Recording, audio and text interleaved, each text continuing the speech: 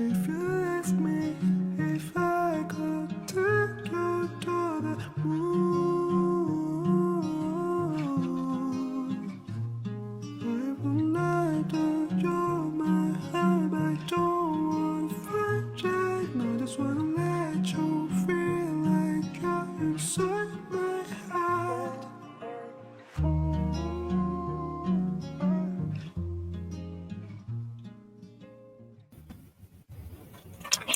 One of the biggest things I do when I talk about policing and the history of policing is I discuss race. I discuss the origins of policing within the United States. I talk about the Night's Watchman in the North, and I talk about the slave patrols in the South. My name is Dr. L, and today we're going to break down, what some lawyers have discussed and discovered, or at least their thoughts about why Black folks are continually targeted by police. So maybe a little bit different than that. What they're actually talking about is why white folks in general dislike Black people. But of course, as the slave patrols and the night watchmen and the origins of this country evolved, we understand that those folks were mostly white. But after slavery, right? So we get after slavery, what was the animosity, the anger, the hatred, the vitriol all about? In 1877, from 1965 to 1877, we had what was called the Reconstruction era. After the Reconstruction era, we get the rise of the Klan, we get the rise of lynchings against Black folks, the rise of Jim Crow. Why did it happen? And this system persisted from 1877 until around about 1963. 1963, 64, 65, we get these amendments. MLK is assassinated in 68, right? So it was actually really in 1968 that's when Generation X kind of sort of was born, and that those people, and I was born in that time period, not long after, in that time period, that we are the first generations of Black folks, Black men, Black people who are born with their full U.S. citizen rights. Why did it take that long after slavery? Well, we're going to try to these lawyers are going to try to explain that, and I want to try to explain that as well. All right, so I want to point out some books before we get started here. I'm going to review a YouTube video. I've watched about 5 minutes of it and I couldn't finish anymore, but I said, you know what, when I watch it again, I'm going to do this reaction to it. Okay, so here's what I want to point out, and a couple of things that you need to keep in mind. There has been some folks who have been so angry at Black people. White folks have been so angry at Black people. So, I mean, what was the lynchings about? What was the cutting off of the men's testicles? What was the cutting open of pregnant women's stomachs about? And then cutting them open, the fetus falls to the ground, and then stomping on them. What was tying them to the back of a pickup truck and then driving all over the place? What was all that about? What was the gator baits of Black babies about? Why would you do that? What have we done? In the a few years ago, maybe it was about 20 years ago now, I read an article and I can't seem to find it ever since.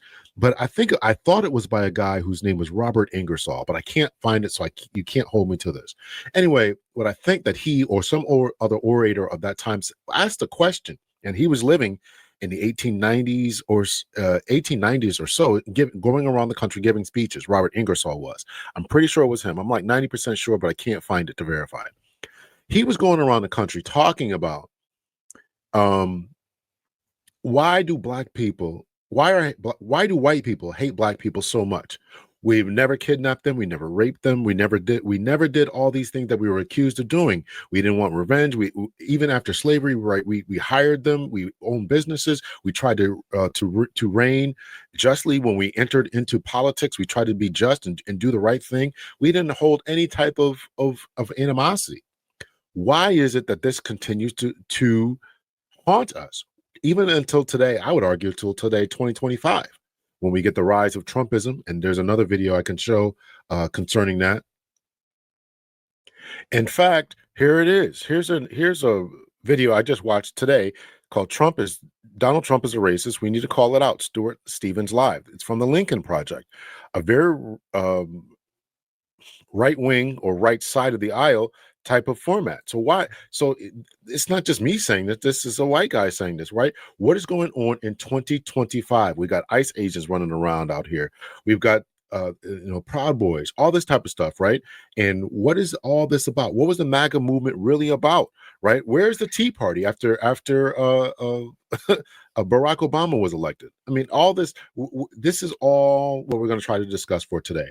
So, as I started to talk about in the late 1960s, early 1970s, there was a group of Black psychiatrists who tried to understand this phenomenon that we're going to try to explore today, and they tried to understand it as a form of mental psychosis, or why would you hate a group of people that badly who didn't do anything to you? We didn't kidnap their daughters. We didn't kidnap their sons from England or from Europe and then bring them over here and enslave them. We didn't do anything like that. What is the hate and animosity about? So let's put up some screenshots here. This is from a guy's Carl C. Bell, MD. Racism, a symptom of narcissistic personality disorder. Now, none of these theories took hold. But of course, who was controlling the academic structure at that time, and who's controlling this, right? So you're not going to say they weren't going to allow them to say that, okay, if you're a racist, then you have some type of narcissistic personality disorder. But think about what racism is. Racism, particularly white supremacism, is the fact that you are so special, you are so great, and you just have to hate everybody else. And no one faces more of that hatred than Black people, than Africans. We seem to be the exact opposite. If there's white, there's Black. We seem to be the exact opposite, the exact antithesis. And I'm not saying this, but this seems to be what they're pointing out. Why is it like this? What is the point of this, right? So he wrote that particular article. You can go look for this: Racism, Narcissism, and Integrity, right? Again, this is another article by Carl C. Bell, MD, right? Then we got this one, economic scarcity alters the perception of race. I've talked about this before, right? When things start to go downhill as far as economics, Black people seem just a little bit blacker, right? It's absolute craziness. Let me see what else I got here. I think this one too. Point to counterpoint: is extreme racism and mental illness. You can pause this here, read it over, and you can do some research about this. This was a phenomenon that they were trying to understand why these people hate Black people so much. And to be sure, they hate, they seem to have a disdain for Asians. They seem to have a disdain for those of the Americas, but man, that vitriol really comes for Black folks the most, right? Here's another one, right? Racism and mental illness. Now, again, I'm saying that these people wrote these particular articles, and the articles never took hold, and never got into the DSM, and never got into that. Why is that? And even if it didn't get into there, how do we explain the alt-right? How do we explain the Charlottesville situation that happened years ago under Trump 1? Right? They're walking. You got people with tiki torches walking down the street talking about, you will not replace us. Jews will not replace us. Who's trying to replace you? Right? Then we got the great replacement theory and all this other stuff, right? All this other stuff, like we could go on and on and on and on and talk about, that we all know, right? The Ku Klux Klan and all these different groups going around lynching people, right? So here's a couple of books that I really advise people to read. And there's so many that you could read, right? Go and read White Rage, The Unspoken Truth of Our Racial Divide by Carol Anderson. This was a book that she wrote in 2016. Great read from my perception. Here's another great book I don't think that people get talked about enough: From Jim Crow to Civil Rights, The Supreme Court and a Struggle for Racial Equality. So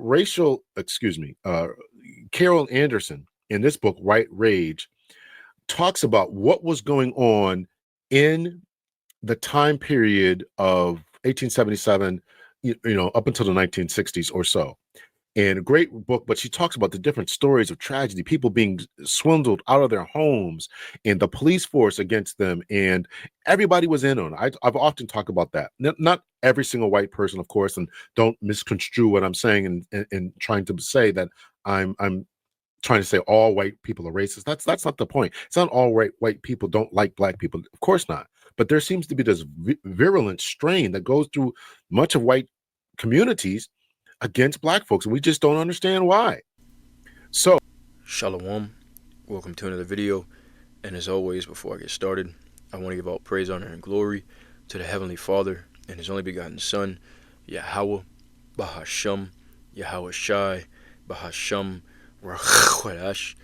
And next, double honors to the head apostles / elder bishops of the great millstone who teach and who rule well. Peace, blessings, and safety to all you sincere Akim. Keep pushing, keep believing, and keep the faith, regardless of whether people hear or whether they forbear. All right, this is going to be a reaction to the clip that I put in the introduction to this video, all right, where Dr. L speaks about the hatred that so-called white people have for so-called black people. Okay, and he's pondering on the reason. He's trying to figure out, is it some kind of mental illness, or like what is the obsession? All right, well, the Bible has the answer to that question. Okay, biblically, okay, Jacob is the so-called Negroes, Latinos, and Native American Indians, and Esau, Edom, is the so-called white man. Okay, we're going to go into the origin story of how they are twin brothers, but of two completely different people. Two nations would spring, all right, from amongst them, all right, and how it's spoken of in the prophecies that Esau, being the so-called white man, would have a perpetual hatred for Jacob and would pursue them with the sword. Everything that he was talking about, it's all a part of these prophecies. Okay, so with that being said, all right, we're going to dive right into that topic. And Yahweh righteous, I mean the Heavenly Father's will is edifying to the elect. All right, so I'm going to start off here in Genesis chapter 25 and verse 19. Okay, and this is the origin story of the two. Okay, it says, and these are the generations of Isaac, Abraham's son. Abraham begat Isaac, and Isaac was 40 years old when he took Rebekah to wife, the daughter of Bethuel the Syrian of Paddan-aram, the sister to Laban the Syrian. And Isaac entreated Yahweh for his wife because she was barren, and Yahweh was entreated of him, and Rebekah his wife conceived. And the children struggled together within her, and she said, if it be so, why am I thus? And she went to inquire of Yahweh. Okay, so even in the womb, the two fought against one another. All right, and people, they'll scoff and say, well, how could they be our twin? They're so, they're so different from us. Okay, well, verse 23, it says, and Yahweh said unto her, two nations are in thy womb, and two manner of people. Okay, two completely different types of people. Shall be separated from thy bowels, and the one people shall be stronger than the other people, and the elder shall serve the younger. Okay, so two nations in the womb, all right, two different manner of people. One shall be stronger than the other. Jacob is stronger than Esau physically, all right, but Esau has the blessing of the sword, which we'll get into that later on. And the elder shall serve the younger. Okay, so it was already prophesied of before they were even born, right, that the elder would serve the younger. Remember that. So, verse 24, and when her days to be delivered were fulfilled, behold, there were twins in her womb. And the first came out red all over like an hairy garment, and they called his name Esau. All right, so Esau was the first, and it was prophesied of that Esau would serve Jacob. Okay, remember, the elder shall serve the younger. Verse 26, and after that came his brother out, and his hand took hold on Esau's heel, and his name was called Jacob. And Isaac was 80 years old when she bare them. Okay, so he was 60 years old. And the boys grew, and Esau was a cunning hunter, a man of the field, and Jacob was a plain man dwelling in tents. So this is giving you the characteristics. Yeah, Esau is a cunning hunter. All right, and Jacob is a plain man, okay, dwelling in tents.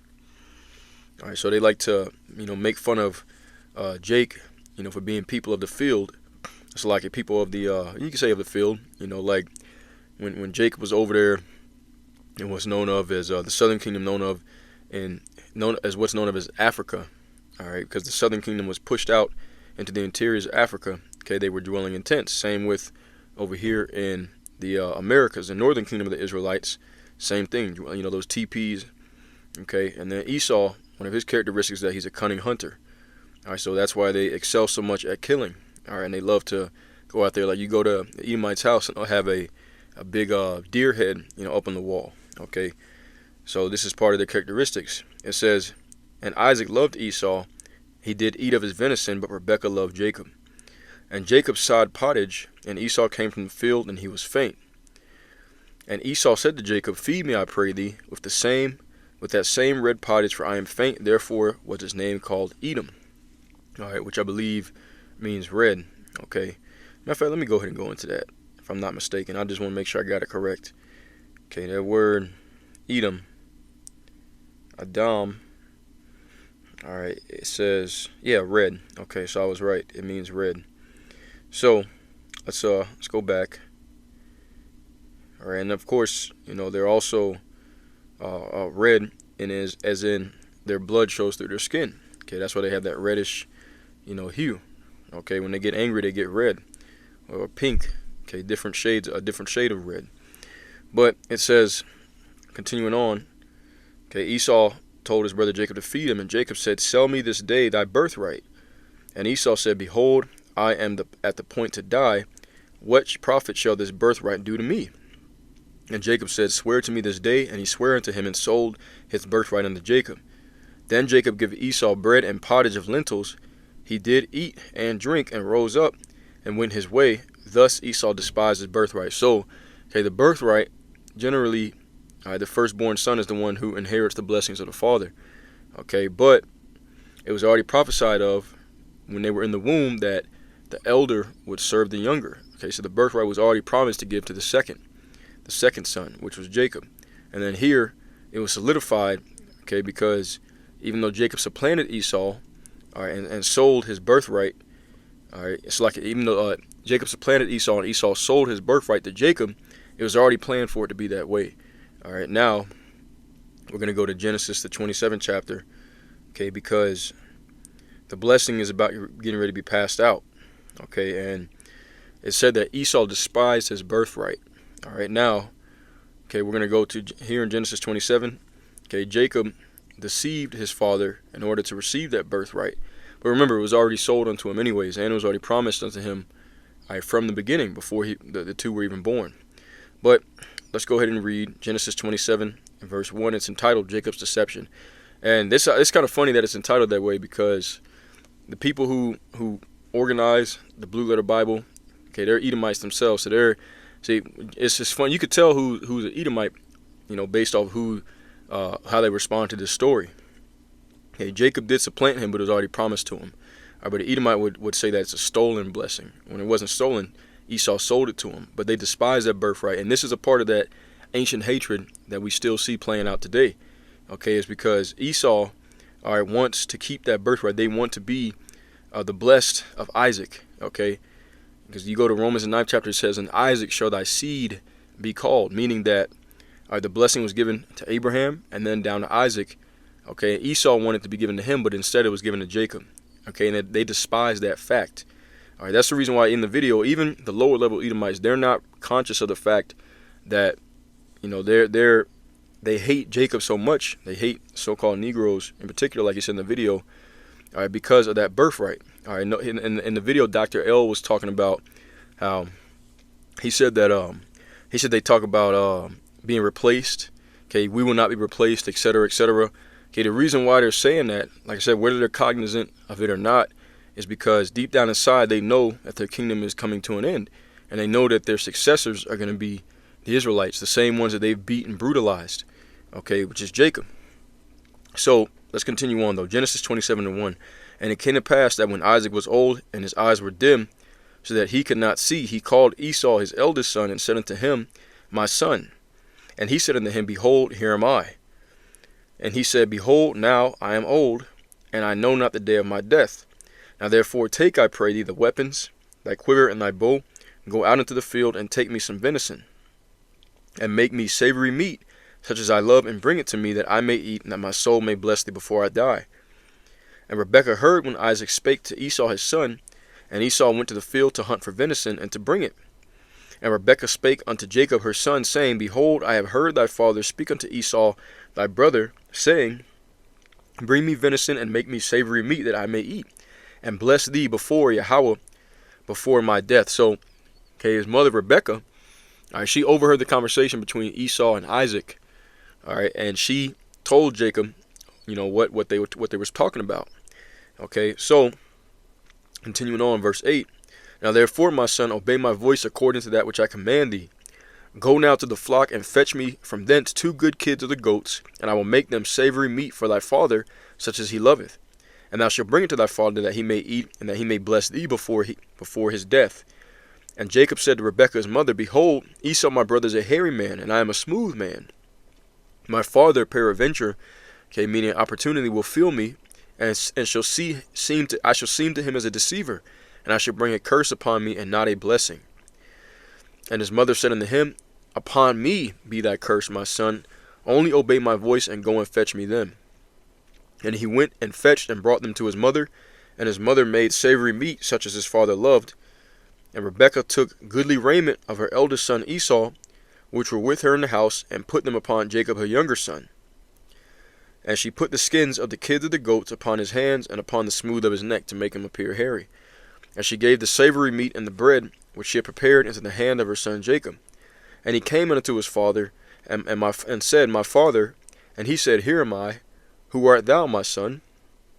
And Jacob said unto his father, I am Esau thy firstborn. So Jacob was pretending to be his brother Esau, at the direction of Rebekah. Okay, it says, I have done according as thou badest me. Arise, I pray thee, sit and eat of my venison, that thy soul may bless me. And Isaac said unto his son, How is it that thou hast found it so quickly, my son? And he said, Because Yahweh thy power brought it to me. And Isaac said unto Jacob, Come near, I pray thee, that I may feel thee, my son, whether thou be my very son Esau or not. And Jacob went near unto Isaac his father, and he felt him, and said, The voice is Jacob's voice, but the hands are the hands of Esau. And he discerned him not, because his hands were hairy as his brother Esau's hands. So he blessed him. So, Jacob, at the direction of Rebekah his mother, he had tricked his father to believe that he was Esau, because Isaac, the father, originally intended for Esau to get the blessing of the firstborn, as custom is. But Jacob, he had tricked his father, and received that blessing. So verse 24, and he said, Art thou my very son Esau? He said, I am. And he said, Bring it near to me, and I will eat my son's venison, that my soul may bless thee. And he brought it near to him. He did eat, and he brought him wine, and he drank. And his father Isaac said unto him, Come near now, and kiss me, my son.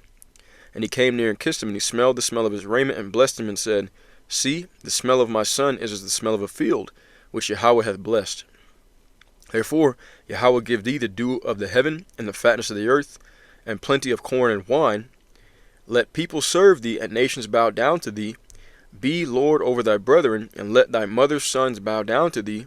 Cursed be everyone that curseth thee, and blessed be he that blesseth thee. So this is the blessing that he gave to Jacob, that all the nations would bow down to him.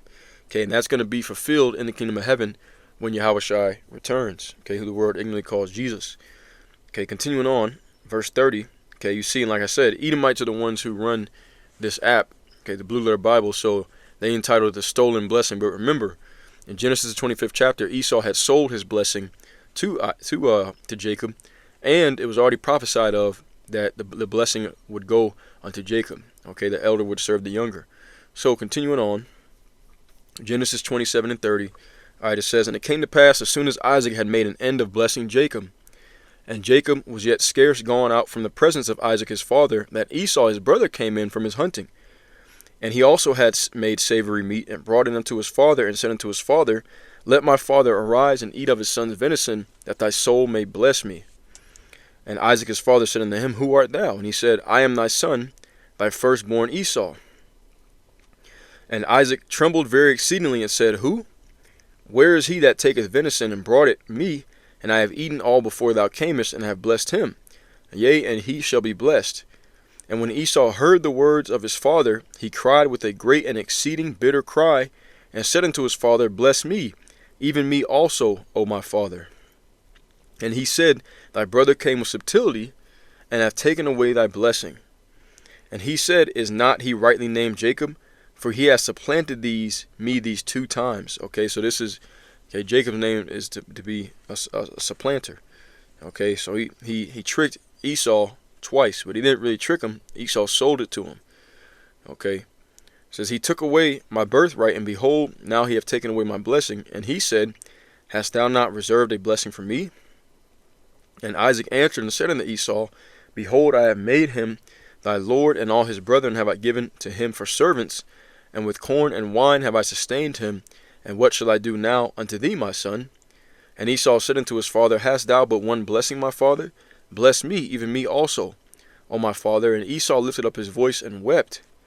And Isaac his father answered and said unto him, Behold, thy dwelling shall be the fatness of the earth, and the dew of the heaven from above. So they also received a great blessing as well, riches and wealth, which they're living in that blessing right now. Verse 40. Okay, it says, And by thy sword shalt thou live, and shalt serve thy brother. And it shall come to pass, when thou shalt have the dominion, thou shalt break his yoke from off thy neck. Okay, so, all right, that is what he lives in now. He's still in that blessing, and it says, By thy sword shalt thou live. And that's one way how we identify who the Edomites are, because that's their blessing that they receive, the power over the sword. Okay, they exceed at killing. All right, which is the reason why they've been able to go around the world and pretty much conquer, everyone that they've come into contact with, starting off with Alexander the Great. That's why they say that civilization started with the Greeks, which is false. There was many great civilizations before the Greeks, but the Greeks were the beginning of Edomites ruling over the earth. Okay. Here's the point though in verse 41. This is where it all stems back to. It says, And Esau hated Jacob because of the blessing wherewith his father blessed him. And Esau said in his heart, The days of mourning for my father are at hand, then will I slay my brother Jacob. Okay, and that ancient hatred has been passed down to his descendants. Okay, that's the reason why, like I said, they're pondering on why so-called white people hate so-called black people so much. That's the reason why. Okay, because the so-called black Americans are the head tribe of Jacob. Okay, so that's the reason why they get the most vitriol from Esau, from the so-called white man. Okay, now we're going to go to Ezekiel the 35th chapter, because we're going to read, all right, what the Heavenly Father has said to reply to their hatred against Jacob. Okay, so you see Ezekiel 35 in the New Living Translation, and it's titled A Message for Edom. It says, Again, a message came to me from Yahweh, Son of man, turn and face Mount Seir and prophesy against his people. Give them this message from the sovereign power. I am your enemy, O Mount Seir, and I will raise my fist against you to destroy you completely. And I will demolish your cities and make you desolate. Then you will know that I am Yahweh. Why is he going to do this? Your eternal hatred for the people of Israel led you to butcher them when they were helpless, when I had already punished them for all their sins. So he was talking about that. He said, we hadn't really done anything to anybody. All right. Why would you have such great hatred to do all these vicious things that they were doing? Okay, well, this is the reason why. Okay, their eternal hatred, which goes all the way back to their forefather Esau. All right, it says, As surely as I live, says the sovereign Lord, since you show no distaste for blood, I will give you a bloodbath of your own. Your turn has come. That's what the Heavenly Father is saying to the Edomites now. And I will make Mount Seir utterly desolate, killing off all who try to escape and any who return. And I will fill your mountains with the dead. Your hills, your valleys, and your ravines will be filled with people slaughtered by the sword. It says, And I will make you desolate forever. Your cities shall never be rebuilt. Then you will know that I am Yahweh. For you said, The lands of Israel and Judah will be ours. We will take possession of them. What do we care that Yahweh is there? So they had in captivity both the southern kingdom, okay, the so-called Negro tribes, and the northern kingdom, the so-called indigenous tribes. All right. Okay, they didn't care if the Heavenly Father was that was his chosen people. They touched the apple of his eye, as Zechariah the 2nd chapter says. Verse 11. Therefore, as surely as I live, says the sovereign Lord, I will pay back your angry deeds with my own. I will punish you for all your acts of anger, envy, and hatred, and I will make myself known to Israel by what I do unto you. Okay, so he's going to bring extreme judgment upon them. Okay, according to all the things they did to us, he's going to do unto them double. All right, it says, Then you will know that I, Yahweh, have heard every contemptuous word you spoke against the mountains of Israel, for you said, They are desolate, they have been given to us as food to eat. In saying that, you boasted proudly against me, and I have heard it all. And this is what this is what Yahweh says, The whole world will rejoice when I make you desolate. As you rejoice at the desolation of Israel's territory, now will I rejoice at yours. You will be wiped out, you people of Mount Seir, and all who live in Edom. Then you will know that I am Yahweh. Okay, so we're heading towards this time of end-time judgment. Okay, and he's going to use the remnant of Jacob, all right, to execute part of that judgment. We'll go ahead and read it. Okay, this is Ezekiel 25. I'm going to read 12 through 14 and we'll close it out. Thus saith Yahweh, because that Edom have dealt against the house of Judah by taking vengeance, all right, all the things they did unto us that he was talking about. Okay, cutting open, women, the pregnant women, and the fetus fall out and they stomp on the fetus. Okay, cutting off testicles. All right, taking our children, feeding the alligators.